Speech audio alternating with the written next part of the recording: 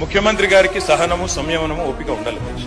మాటి మాటికి ఓపిక కోల్పోయి ఈ రన్నింగ్ కామెంటరీ అవసరం అధ్యక్ష.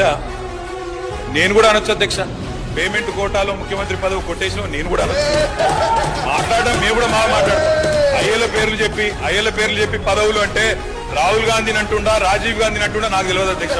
ఎవరిని అంటుండ అధ్యక్ష? ఆయన తెలంగాణ అన్న పదమే నిన్న బడ్జెట్ స్పీచ్ లో వినబడలేదు అన్నారు. వాస్తవం చెప్పింది కరెక్ట్. చంద్రబాబు ఎందుకు వినబడలేదు అధ్యక్ష? ఆనాడు ఉమ్మడి ఆంధ్రప్రదేశ్ లో ఇదే శాసనసభలో తెలంగాణ అన్న పదం నిషేధించారు. ఈ రోజు అధ్యక్ష పార్లమెంట్ లో తెలంగాణ అన్న పదం లేదు అంటే దానికి కారణం ఒకటే అధ్యక్ష, అక్కడ బీఆర్ఎస్ లేకపోవడమే కారణం తప్ప ఇంకోటి కాదు. గులాబీ జెండా ఎగిరినాకనే తెలంగాణ ఇక్కడ మెయిన్ స్టే అయింది. అక్కడ కూడా ఉండేది అధ్యక్ష, ఈ రోజు అక్కడ లేదు అధ్యక్ష. ఎలాంటి చీకటి ఒప్పందాలు చేసుకోవాల్సిన దౌర్భాగ్యం మాకు లేదు. ముమ్మాటికి తెలంగాణ ప్రజల పక్షాన బ్రహ్మాండంగా ఇక్కడే ఉంటాం, గొంతు విప్పుతాం, మిమ్మల్ని అడుగడుగున ఎండగడతాం.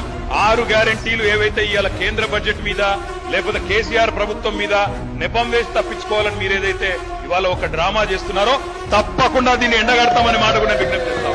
వదిలిపెట్టం. 6 గ్యారంటీలు అమలయ్యేదాకా వదిలిపెట్టం. ప్రజల తరపున అడుగుతూనే ఉంటాం. ముఖ్యమంత్రి గారి నాయకత్వంలో బ్రహ్మాండంగా ఢిల్లీలోని జంతర్ మంతర్ లో ఆమరణ దీక్షకు మొత్తం మంత్రివర్గం కూర్చోండి సార్, మేము అండగా ఉంటాం. మేము చుట్టూ కూర్చుంటాం, చచ్చేదాకా కూర్చోమనండి, మేము అండగా ఉంటాం. కేంద్ర